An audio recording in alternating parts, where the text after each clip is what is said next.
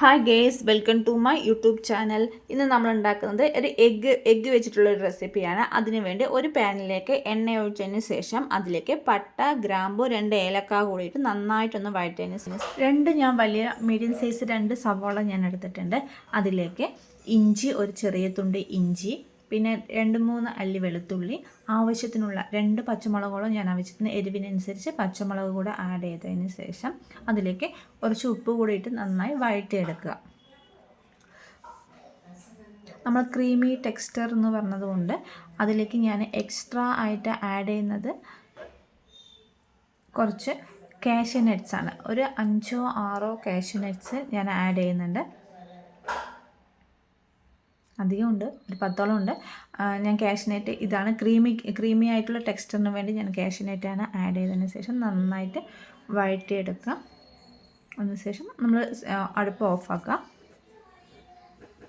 ഈ ഗ്രേവി നമ്മൾ ആപ്പത്തിനും ഇടിയാപ്പത്തിനും ചപ്പാത്തിക്ക്, പൂരിക്ക്, പൊറോട്ടയ്ക്ക് എല്ലാത്തിനും നമ്മൾ യൂസ് ചെയ്യാവുന്നതാണ്.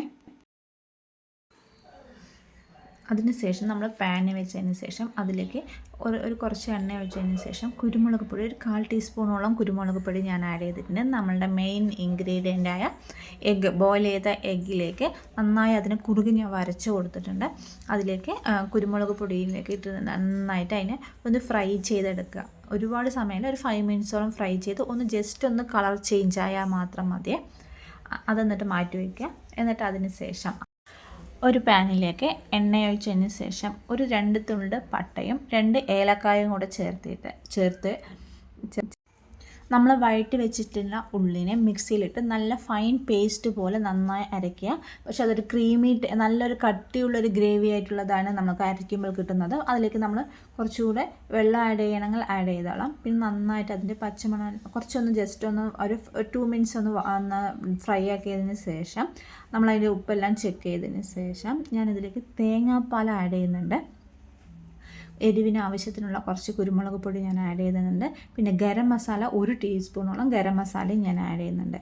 എന്നിട്ട് ഇത് നന്നായിട്ടൊന്ന് ജസ്റ്റ് ഒന്ന് പൊടിൻ്റെ പച്ച സ്മെല്ല് പോയതിന് ശേഷം ഞാനിതിലേക്ക് ആഡ് ചെയ്യുന്നത് 2ാം പാൽ ആഡ് ചെയ്ത് ജസ്റ്റ് ഒന്ന് തിള വന്നതിന് ശേഷം നമ്മൾ അതിലേക്ക് 1ാം പാൽ കൂടെ ആഡ് ചെയ്യണം. അപ്പോൾ അതിലേക്ക് ഇപ്പോൾ തിക്കാണെങ്കിൽ കുറച്ചുകൂടെ ലൂസാക്കണേ നിങ്ങൾ.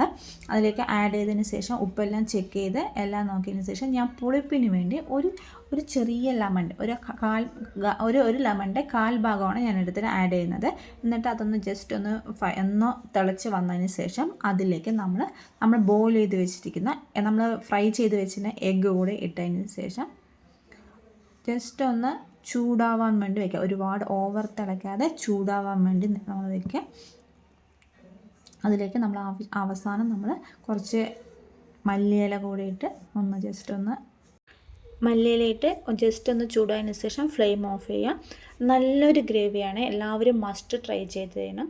Okay bye. എല്ലാവർക്കും ഇഷ്ടപ്പെട്ടെന്ന് വിചാരിക്കണം. Okay bye.